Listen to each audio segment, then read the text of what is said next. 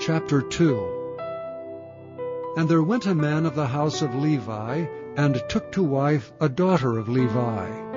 And the woman conceived, and bare a son. And when she saw him that he was a goodly child, she hid him 3 months.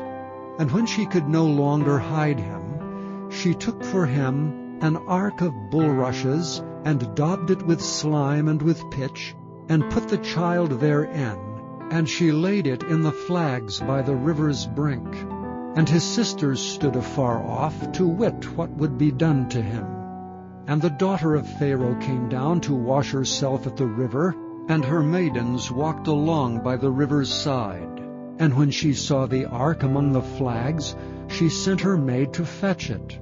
And when she had opened it, she saw the child, and behold, the babe wept. And she had compassion on him, and said, This is one of the Hebrews' children. Then said his sister to Pharaoh's daughter, Shall I go and call to thee a nurse of the Hebrew women, that she may nurse the child for thee? And Pharaoh's daughter said to her, Go. And the maid went and called the child's mother.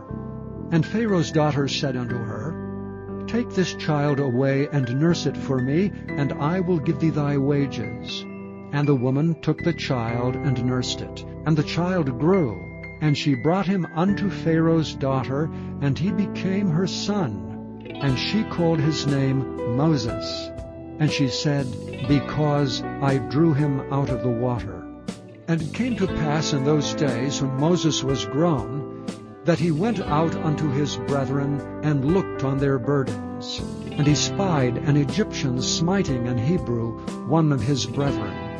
And he looked this way and that way, and when he saw there was no man, he slew the Egyptian, and hid him in the sand. And when he went out the second day, behold, 2 men of the Hebrews strove together. And he said to him that did the wrong, Wherefore smitest thou thy fellow? And he said, Who made thee a prince and a judge over us? Intendest thou to kill me as thou killedst the Egyptian? And Moses feared and said, Surely this thing is known. Now when Pharaoh heard this thing, he sought to slay Moses, but Moses fled from the face of Pharaoh, and dwelt in the land of Midian, and he sat down by a well.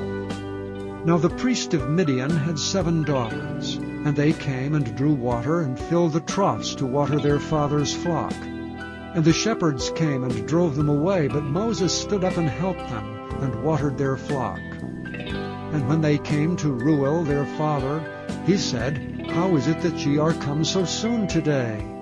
And they said, An Egyptian delivered us out of the hand of the shepherds, and also drew water enough for us, and watered the flock. And he said unto his daughters, And where is he? Why is it that ye have left the man? Call him, that he may eat bread. And Moses was content to dwell with the man, and he gave Moses Zipporah his daughter.